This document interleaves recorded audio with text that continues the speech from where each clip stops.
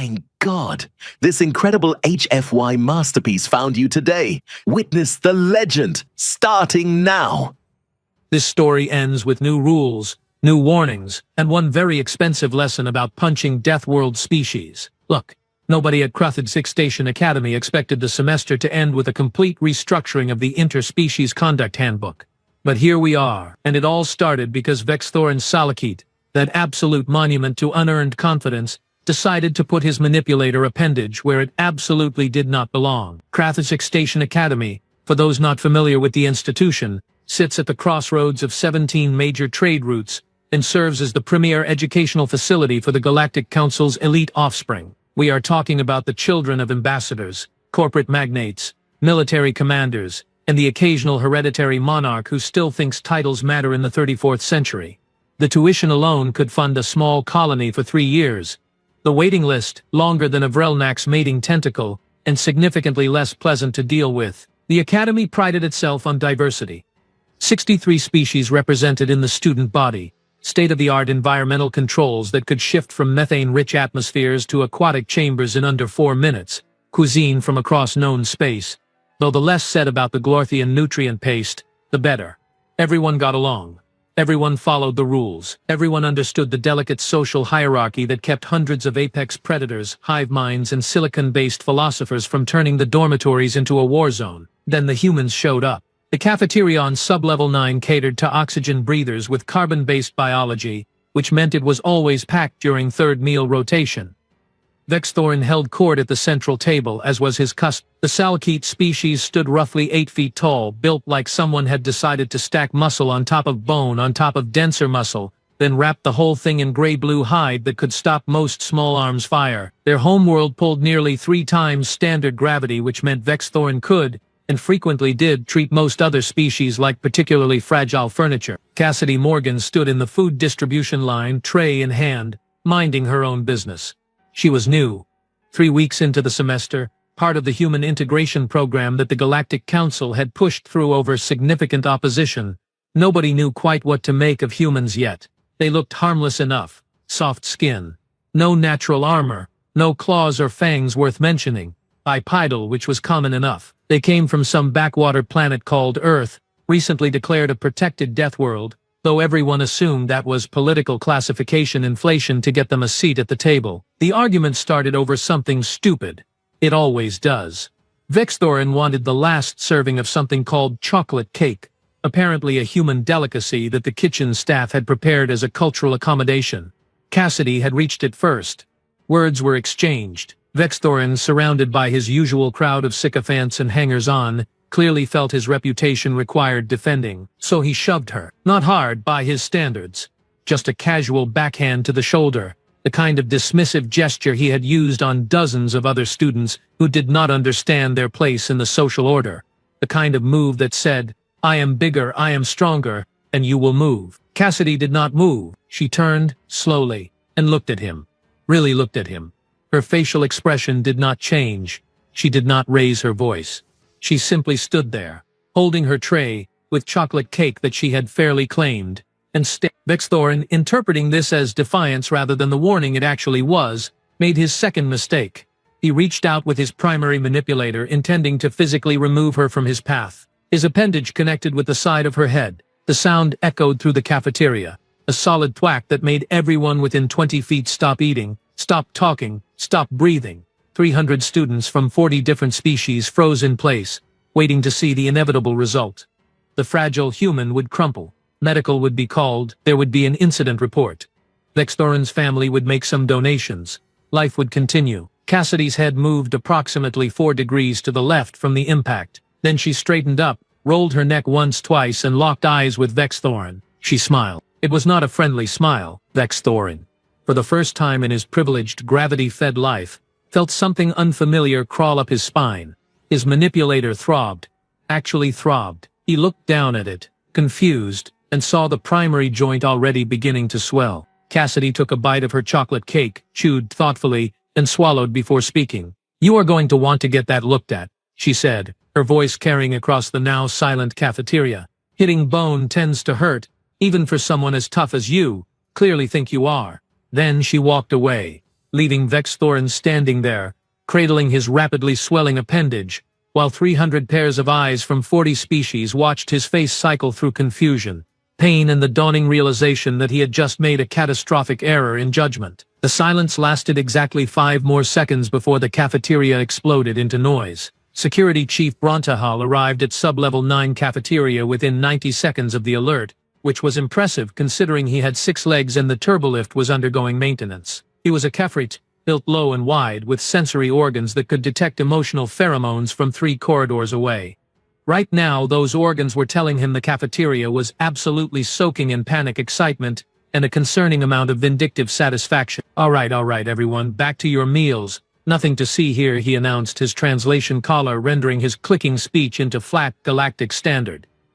This was a lie. There was clearly something to see, specifically Vexthor and Salkeet sit at the medical station table, his manipulator appendage swollen to twice its normal size, while his entourage hovered around him like concerned satellites. She attacked me, Vexthorn was saying, his voice tight with pain and indignation.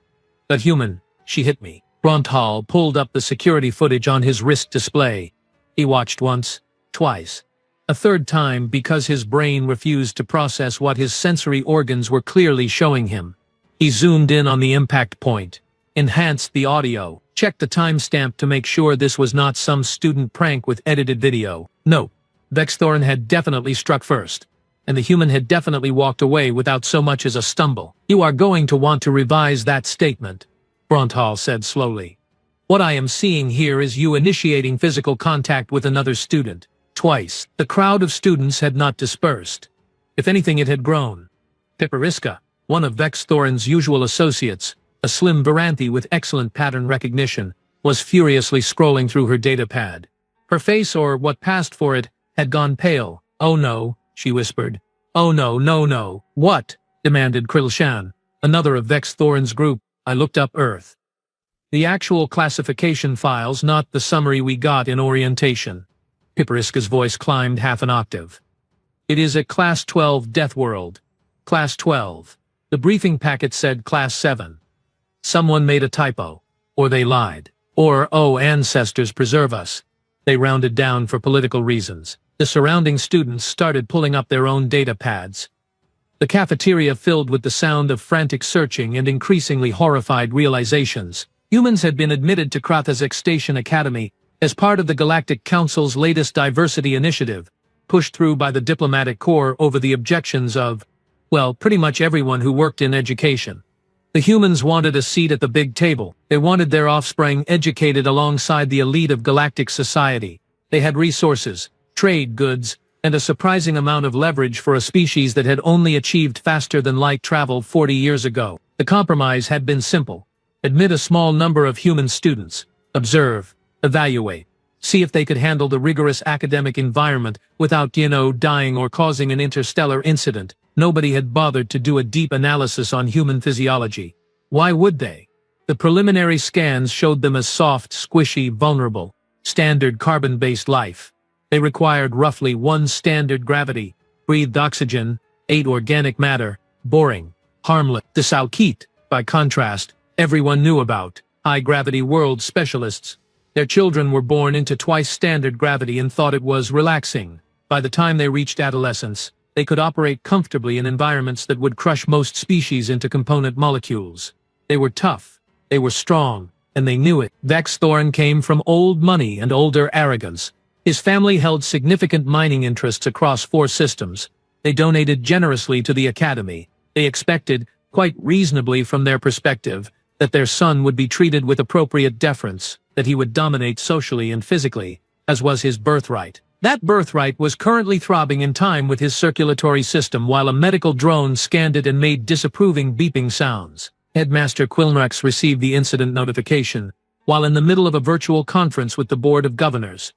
He was a Threndil, a species known for diplomatic skills and the ability to see 12 moves ahead in any political scenario. Right now, he was seeing exactly 0 good outcomes from what his datapad was telling him. Excuse me, he said to the board members, his 4 eyes rapidly cycling through colors that indicated stress. We have a situation. He read the preliminary report, then the security footage transcript, Then he put his primary manipulators over his face and made a sound that the translator struggled to render, settling on profound dismay with undertones of existential dread. "Get me everything we have on human physiology," he said to his assistant. "The real files.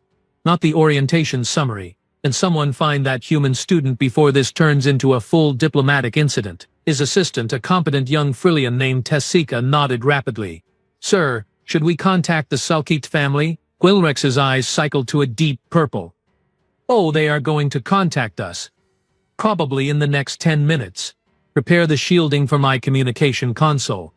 This is going to get loud." Back in the cafeteria, Cassidy Morgan had found a quiet corner table and was finishing her chocolate cake. She had her datapad open, working on what appeared to be homework for Xenobiology 301. She looked utterly unconcerned with the chaos she had inadvertently triggered. Brontal approached carefully, his sensory organs picking up absolutely nothing from her. No fear, no aggression, no elevated emotional state whatsoever. "Miss Morgan," he said, "I am going to need you to come with me." She looked up, swallowed her last bite of cake, and nodded. "Sure. Am I in trouble?" "That," Brontal said slowly, "is an excellent question. I genuinely do not know yet. The medical bay on level 4 was designed to handle every major biological classification in the known galaxy. It had isolation chambers, regeneration tanks, biochemical synthesizers, and one very tired Dr. Hellanth, who had been 3 hours away from end of shift when the alert came through. Dr. Hellanth was a Prixian, which meant she had excellent fine motor control, 6 specialized sensory organs, and absolutely zero patience for stupidity. She had been working at the academy for 12 years. She had seen every kind of student injury possible: sports accidents, lab explosions, that one incident with the zero-gravity mating ritual gone wrong that nobody talked about anymore. This was new. "Let me see if I understand correctly," she said, waving her scanning apparatus over Vexthorin's swollen appendage. "You struck this human student with your primary manipulator at approximately 40% of your full strength." "I barely touched her," Vexthorin protested, though his voice cracked slightly. "The pain medications were helping, but not enough. It was nothing. A tap. She should have moved." "Uh-huh."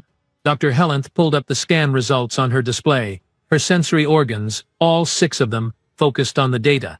Then refocused. Then she made a whistling sound that her species used to indicate profound confusion. "Your primary metacarpal joint is fractured. The secondary support structure is cracked in 3 places. You have severe tissue damage, consistent with high-velocity impact against a dense, unyielding surface." "That is impossible," Vexthorn said flatly. "I am Salkit. Our bone structure can withstand 12 times standard gravitational pressure. Our striking force is measured in the thousands of pressure units. She is human. They are soft. Everyone knows this." "Everyone," Dr. Hellanth said slowly, "appears to have been working with incorrect data." She pulled up Cassidy's scan on the adjacent display.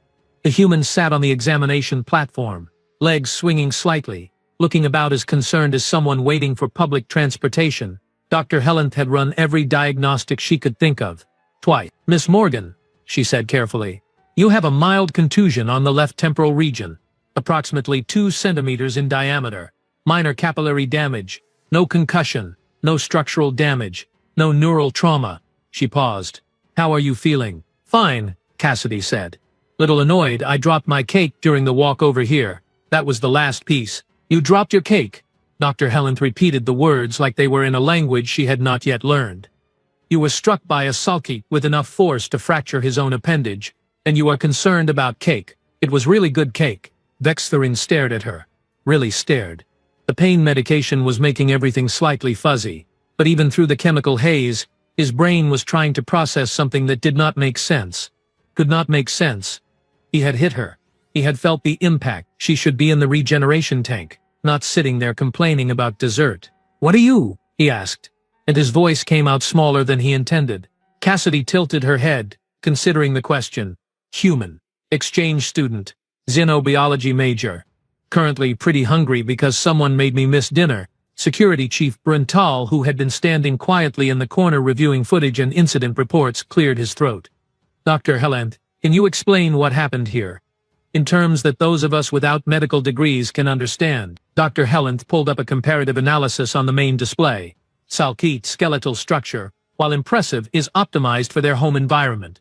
High gravity, yes, but within predictable parameters. Their bones are dense, their muscles powerful, but they evolved in a stable environment with consistent physical laws. She highlighted Vexthorin's scan. When this student struck Miss Morgan, he expected her skull to have approximately the density and give of, say, a Varanthi or Frillian cranial structure. Something that would absorb impact, deform slightly, allow for force distribution. She pulled up Cassidy's skull scan. Even to non-medical personnel, the difference was visible. The bone density was ridiculous. The structural integrity looked like something you would find on armored vehicles, not organic life forms. Human skeletal structure evolved on a death world with highly variable and often extreme environmental pressures. Their bones are not just dense, they are engineered through millions of years of evolution to withstand catastrophic impact, rapid acceleration, and persistent high-stress loading. Miss Morgan's skull did not deform. It did not flex. It did not give at all. Dr. Hellenth zoomed in on the impact point. When Vexthorin struck her, it was functionally equivalent to striking a Durasteel bulkhead. With his bare manipulator, at speed, the room went very quiet. But she is so small, Vexthorin said weakly. She looks fragile. Yes. Well, apparently looking fragile and being fragile Witness are two this. entirely This different things. Is why Dr. God Hellenth gave closed the humans displays. such an Your unbreakable species will. evolved to handle No high force gravity. in the Miss galaxy Morgan's can hold species us evolved back. to survive high gravity, extreme temperature fluctuations, aggressive megafauna, pandemic-level diseases, and according to this file I just pulled up, something called Australian wildlife, which I am not going to think about too hard because it is giving me anxiety. But the orientation materials said humans were Class 7. Pipperiska's voice came from the doorway. She had followed them to medical datapad clutched in her manipulators. Class 7 is manageable. Class 7 is normal-ish. The orientation materials, Bronital said grimly, pulling up his own datapad, contained what we now believe was either a clerical error or a deliberate political softening of the facts. Earth is designated as a Class 12 death world. Class 12, that puts it in the same category as Vrax Prime, which is actively volcanic, and Kreshtar, where the atmosphere is mildly acidic and it rains metal shards. Cassidy raised her hand slightly. To be fair, Earth is not that bad. I mean, yes, we have earthquakes, hurricanes, tornadoes, tsunamis, wildfires, floods, droughts, blizzards, venomous everything and predators that think humans are crunchy and good with ketchup. But you get used to it. You get used to it, Vexthorin repeated numbly. Sure. I mean, humans are pretty adaptable. It is kind of our thing. She shrugged. We are not the strongest species, not the fastest, not the smartest, probably, but we are really, really good at not dying when everything is trying to kill us. Which on Earth, everything is, constantly, it builds character. Dr. Hellenth made a note on her datapad. I am going to need to completely revise the human medical protocols, and possibly requisition stronger pain medication. For everyone else, when they realize what humans actually are. Vexthorin looked at his swollen, fractured appendage. Then at Cassidy, who was checking her own datapad for messages. Then back at his appendage. I need to contact my family, he said quietly. Yes, Brontal agreed. Yes, you do. Because this is going to get complicated. The student network at Kratzik Station Academy could distribute information faster than a quantum data burst. By the time Vexthorin was released from medical with his appendage in a regenerative cast and a prescription for heavy-duty pain suppressants, every single student in the facility knew what had happened. Most of them had seen the footage. All of them had opinions. The Varanthi students, typically confident in their own intellectual superiority, were huddled in the library running calculations. Pipperiska had become an unofficial spokesperson, her datapad connected to the main display while a crowd gathered. Okay, so Earth's gravity is 9.8 meters per second squared, she said, manipulators flying across her pad. That is almost exactly one standard galactic unit, which is why nobody thought twice about it. But look at this. She pulled up a comparative chart. Our homeworld, Varath, 0.7 standard. Frilla, 0.6. The Kefrit homeworld runs at 0.85. Even the Salakit, who everyone thinks are these unstoppable juggernauts, evolved on a world with 2.7 standard gravity. So what? Quilshan said, though his voice lacked its usual confidence. One standard gravity is normal. That is the baseline. That is the baseline we use for station construction, you absolute fool, Pipperiska snapped. Because it is the mathematical average across council member species. But it is not actually normal for most of us. Humans do not live at the average. They live at one full unit, all the time. Since birth, their entire evolutionary history was spent at that pressure. She pulled up another chart, this one showing Earth's rotation, axial tilt, and orbital mechanics. And it gets better. Their homeworld has extreme axial tilt, which means dramatic seasonal variation, temperature swings of 40 degrees or more. Their atmosphere has oxygen levels that would be toxic to half the species here if maintained long-term. They have weather patterns that regularly produce wind speeds exceeding 200 kilometers per hour. And they just, deal with it? Build structures and complain about the forecast. A Frillian student named Quintal raised a delicate manipulator. Surely, the Deathworld classification is for the environment, not the inhabitants. Just because the planet is dangerous does not mean the species is. Piriska stared at him. The species evolved on the planet. They are shaped by it. Every single aspect of their biology is optimized to survive there.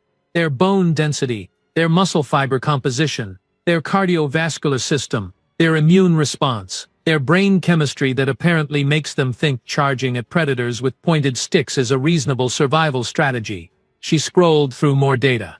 Do you know what the dominant predator on Earth was for most of their evolutionary history? Them. Humans. They are the apex predator on a Class 12 death world. Let that sink in. It was sinking in. Across the academy, in dormitories and common areas and study halls, students were having the same realization. The humans were not guests. They were not charity cases admitted for political reasons. They were survivors of an environment that would kill most galactic species within a solar rotation. The memes started almost immediately. Someone had edited the cafeteria footage to include dramatic music and slow-motion effects. It spread across the student network with the caption, "When you forget to check the spec sheet." Another showed Cassidy's completely neutral expression with the text, "Oh no." Anyway, a third featured a comparison chart of skull density measurements with increasingly alarmed reactions from various species. The faculty response was more measured, but no less panicked. Professor Kelvin, who taught advanced physics, pulled up Earth specifications during his lecture and spent 40 minutes recalculating force equations while his students watched in fascinated horror. "If we assume an average human mass of 70 kilograms, he said, writing equations on the display board, and consistent exposure to 9.8 meters per second squared throughout their development, then their musculoskeletal system is under constant load equivalent to what most of us experience during high-stress physical activity. Constantly. Every moment of every day. Their bodies think that is resting state." A student raised a tentacle. "Professor, does that mean when they are here on the station at 1 standard gravity, they are effectively operating at reduced weight?" Professor Kelvin's scales shifted to a pale color that indicated distress. Yes, it does. They are carrying approximately 15 to 20% less effective mass than their bodies are calibrated for, which means their strength-to-weight ratio here is, ancestors, significantly higher than on their home world. So Cassidy was not even trying, someone whispered from the back. "Miss Morgan," Professor Kelvin corrected absently, still staring at his calculations, was standing still and letting physics do the work. Vex Thorin struck an object with greater density and structural integrity than his own manipulator could withstand. The outcome was inevitable. Meanwhile, in Headmaster Quellerex's office, the communication console had not stopped flashing for 2 hours. The Salkut family had indeed made contact. Loudly, repeatedly, with increasing amounts of what the translator politely rendered as vigorous disagreement. "My son is the victim here," Matriarch Valkeet was saying, her image dominating the holo display. She was impressive even by Salakit standards, nearly 9 feet tall with ceremonial armor that probably cost more than the entire medical bay. "He was assaulted by this human. We demand her immediate expulsion and full restitution for damages." Quellerex, who had now watched the security footage approximately 30 times, resisted the urge to disconnect the call. "Matriarch, with all respect, your son initiated physical contact. The footage is quite clear on this point. He barely touched her. He struck her with sufficient force to fracture his own appendage." Quellerex pulled up the medical reports. "Dr. Helenth's analysis is comprehensive. Your son attacked another student. That student defended herself by, and I am quoting the report here, existing in proximity to his fist. This is ridiculous. The Salkut have been members of the Galactic Council for 300 years. We have standing. We have reputation. We will not be humiliated by some upstart species from a backwater system." "The backwater system in question," Quellerex said, his voice taking on an edge, is a Class 12 Deathworld that produces sapient persistence hunters with skeletal structures that make Durasteel look fragile. Perhaps your reputation should include not attacking them unprovoked. The matriarch's expression cycled through several colors. You are defending this human over my son. I am defending reality over convenient assumptions. Your son made an error. A significant one. The Academy will, of course, provide full medical support for his recovery. But there will be consequences for initiating violence against another student. We donate significantly to this institution. Yes, you do, and we appreciate it. But money does not change physics, matriarch. Your son punched a human. He lost. Those are the facts. The call disconnected with what the system logged as excessive force to communication controls. Quillenrex slumped in his chair and pulled up the enrollment files for the other human students. 6 more, scattered across various programs. All of them walking around with the bone density of armored personnel carriers, the muscle efficiency of high-performance machinery, and the casual durability of a species that thought natural selection was a fun challenge. We are going to need new insurance policies, he said to Tessica. And possibly warning signs. Do we have warning signs for humans? No, sir. Get some made. Something tasteful. Maybe caution. Deathworld species. Do not strike. Make sure it is in multiple languages. On the student network, someone had created a mock betting pool for the next human-related incident. The odds on another Salki tries something stupid were surprisingly low. The odds on humans win interspecies athletics competition without trying were climbing rapidly. And in the cafeteria, at the same table where the incident had occurred, Cassidy sat with her datapad, working on homework, completely unaware that she had fundamentally altered the social dynamics of the most prestigious academy in known space, by doing nothing more complicated than having a skull. The disciplinary hearing convened in the Grand Forum on Level 2, a space designed to accommodate multiple species in varying atmospheric and gravitational preferences. The adjudication panel consisted of 7 members representing the major student demographics, plus Headmaster Quillenrex's chair. The gallery was packed. Apparently nothing drew a crowd like watching privilege collide with consequences. Vexthorn sat at the respondents' table, his appendage still in its regenerative cast, flanked by 2 legal representatives his family had hired. They were Corthaxian barristers, known for aggressive defense strategies and a win record that made most prosecutors nervous. They looked confident, expensive, ready for battle. Cassidy sat alone at the complainant's table, wearing the same casual station clothes she had been wearing in the cafeteria. She had a single datapad and a drink container that, according to the label, contained something called coffee. She looked like she would rather be literally anywhere else. This hearing will come to order, Quillenrex announced, his translation collar projecting his voice across the forum. We are here to address the incident that occurred in Sub-Level 9 Cafeteria 3rd Meal Rotation, 4 days ago.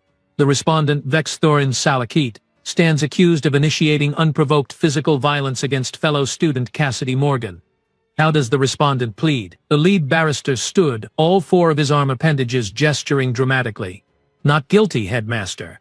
My client maintains that this was a mutual altercation resulting from escalating tensions. Furthermore, we argue that my client is the injured party and deserves compensation for medical expenses and emotional trauma. A ripple went through the gallery. Someone made a noise that the translators struggled with, finally settling on derisive laughter.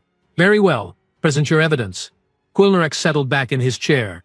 This was going to be painful. The barristers presented their case. They showed testimony from Vexthorn's friends, all of whom carefully described the cafeteria argument as mutual and heated. They brought up Cassidy's newness to the academy, suggesting cultural misunderstandings. They emphasized Vexthorn's injuries, showing medical scans of the fractures in loving detail. My client, the lead barrister said, is a model student from a respected family. He has never been involved in any prior disciplinary actions. This human, by contrast, has been at the academy for mere weeks. Who is more credible here? Security Chief Brontal stood, his 6 legs clicking against the floor as he approached the central display. If I may, Headmaster, proceed. Brontal pulled up the security footage, unedited, complete with audio and 3 different camera angles.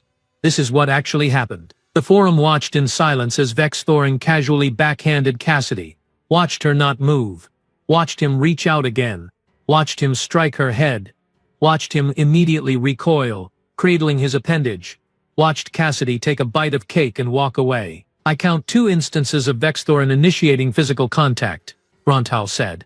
0 instances of Cassidy Morgan responding with violence. She did not strike back. She did not threaten. She did not even raise her voice. She existed, and his appendage broke against her skull. That is not mutual altercation. That is assault followed by immediate karmic consequences. The barristers huddled, whispering urgently.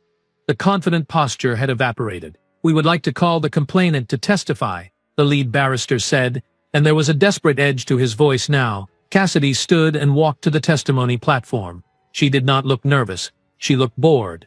"Miss Morgan," the barrister began, "is it true that you and my client had been arguing prior to the incident?" "Yes." "And is it true that tensions were high? I mean, he seemed pretty worked up about cake." "I was just hungry." "But you refused to yield when he requested the item." "Requested." Cassidy repeated the word like she was testing its flavor. He demanded, "I move." I had reached the cake first. First come, first served is a pretty universal concept, I thought. Was I wrong about that? The barrister shifted tactics. "My client comes from a species known for their strength and durability. Surely you understood that physical confrontation with a Salkite would be dangerous." "Oh, I understood perfectly." Cassidy took a sip of her coffee. "Which is why I did not hit him back. That would have been dangerous. For him. You are claiming you could have harmed my client. I am claiming I did not want to put anyone in the regeneration tank over chocolate cake. Which, for the record, was really good chocolate cake, so I understand the temptation. But no, I was not going to escalate to actual violence over dessert. I just stood there. He is the one who decided my face was a good striking surface. And you expect this panel to believe that you, a human, could harm a Salkite?" Cassidy set down her coffee. "Do you want a demonstration? Because I can tap his cast and show you exactly how much pressure it takes to make him regret his life choices." Again, Vexthorn actually flinched. The gallery noticed. "That will not be necessary," Wilrex said quickly. "Miss Morgan, can you explain why you were uninjured by an impact that fractured Vexthorn's appendage?" "Sure. Basic physics and evolutionary biology. I am from Earth. Earth has one standard gravity, which apparently is higher than most of you are used to. Our bones are dense because they have to be. Our skulls are especially dense because our brains are important. And evolution decided wrapping them in what is functionally organic armor was a good investment." She shrugged. "He hit me hard enough to hurt himself. Not hard enough to hurt me. That is not my fault." Panel member Thrixnall, a Viranthi biologist, leaned forward. "Miss Morgan, for the record, can you clarify Earth's actual Deathworld classification? Class 12. Though, honestly, I think the classification system is a bit dramatic. Yes, Earth has some challenges. Active tectonics, dynamic weather, biodiversity that includes a lot of things with teeth and venom and bad attitudes. But humans adapted. We are good at that. What kind of challenges are we talking about?" Another panel member asked. Cassidy considered.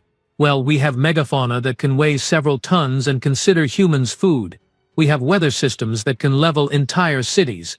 We have seismic events that restructure geography. We have microscopic organisms that can kill us in horrible ways, so our immune systems are basically in constant warfare. Oh, and we have mosquitoes, which kill more humans per year than any other animal and are somehow still not extinct, which should tell you something about how hard things are to kill on Earth." The gallery had gone very quiet. "And you just live there? Normally?" the Thrixnall asked. "I mean, it is home. You get used to it. Check the weather forecast. Get vaccinated. Don't pet the wildlife. Standard stuff." At the respondents' table, the barristers were frantically scrolling through datapads, reading up on Class 12 Deathworld specifications with expressions of mounting horror. Another human student, seated in the gallery, raised his hand. "Can I add something?" Quilnrex gestured permission. The student stood. "My name is James Chen. Also human. Also from Earth. I just want to point out that Cassidy is being super modest. Humans do not just survive on Earth. We climb to the top of the food chain using persistence hunting, tool use, and spite. We are not the biggest, not the fastest, not the strongest in pure terms, but we do not quit, we do not stop, and we remember. You know what our ancestors did when they wanted to hunt something bigger and faster than them. They followed it, for days, until it collapsed from exhaustion. Then they ate it. That is human strategy. That is what we are." Another human student spoke up. A woman named Rachel Torres. "Also, we domesticated wolves. We took apex predators and turned them into pets through selective breeding and friendship. We did this while also hunting mammoth-sized creatures with rocks tied to sticks. Just for context." The panel members looked at each other. Several had changed colors, indicating stress. Quinlex cleared his throat. Thank you for that enlightening context. Does the defense have anything to add? The barristers conferred briefly. No, Headmaster. We rest our case. Everyone knew what that meant. They had nothing. No defense. No counter-argument. Just a client who had punched a human and learned an expensive lesson about assumptions. The verdict came down 48 hours later, which was record time for the Academy's disciplinary system. Normally these things dragged on for weeks while various parties negotiated and postured. Not this time. The evidence was too clear, the physics too straightforward, and frankly nobody wanted to prolong the embarrassment. Vexthorn received a formal reprimand on his permanent academic record, a 2-week suspension, mandatory enrollment in a conflict resolution seminar, and 100 hours of community service in the cafeteria he had disrupted. He was also required to issue a public apology to Cassidy Morgan, delivered in the same grand forum where the hearing had taken place. The apology was brief, painful, utterly lacking in the casual arrogance Vexthorn had previously worn like a second skin. He stood at the podium, cast still on his appendage, and read from a prepared statement that his barristers had almost certainly written for him. I made assumptions based on incomplete information, he said, his voice barely carrying across the forum. I initiated violence against another student. I was wrong. I apologized to Cassidy Morgan and to the Academy community for my actions. Cassidy, sitting in the front row because apparently she was required to attend, nodded once. Apology accepted. Do not do it again. The real punishment, though, was not official. It was social. Vexthorn's family, mortified by the galactic attention the incident had received, quietly reduced their public profile at the Academy. His former entourage scattered, unwilling to associate with someone who had become a living meme. He ate lunch alone now, at tables far from the human students, and kept his head down. Papriska, who had distanced herself immediately after pulling the Earth classification data, later admitted she felt bad for him. He was an arrogant fool, she told anyone who would listen. But he genuinely did not know. None of us did. The Academy failed to provide accurate information, and he paid the price for institutional incompetence. She was not wrong. 3 days after the verdict, Headmaster Quinlerx announced sweeping policy changes. First, all species classification data in orientation materials would be audited and corrected.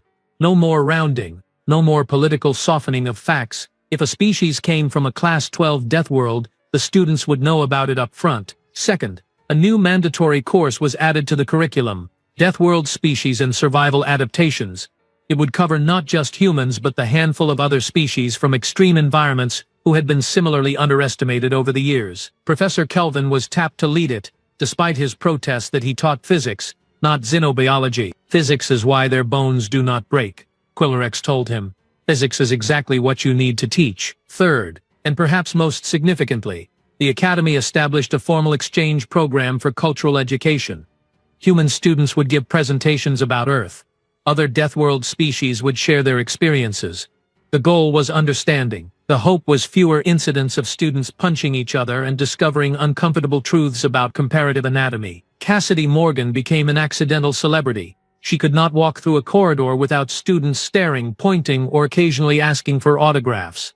The student network had turned her into a legend. There were compilation videos of every time she appeared on security footage, usually just walking to class or studying in the library, with dramatic narration about Deathworld biology. She hated it. I just want to study xenobiology, she told James Chen over lunch one day, her voice tinged with exhaustion.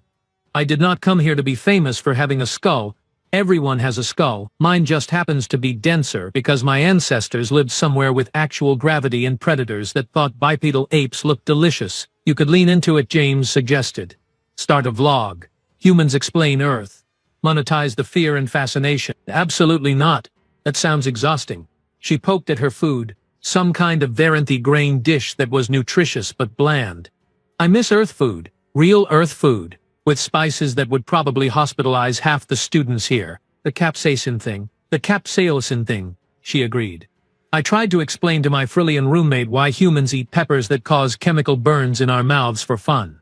She looked at me like I had confessed to recreational self-harm. I mean technically it builds character. The other human students had adapted differently. Rachel Torres had started a combat sports club and was teaching interested aliens about human martial arts.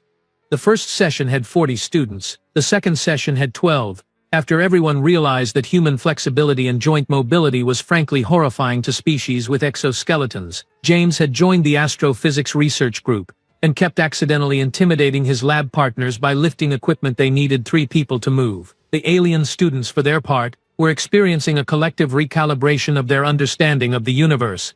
The humans were not guests. They were not charity cases. They were survivors from a world that had spent millions of years trying to kill them, and they had won. Some species found this terrifying.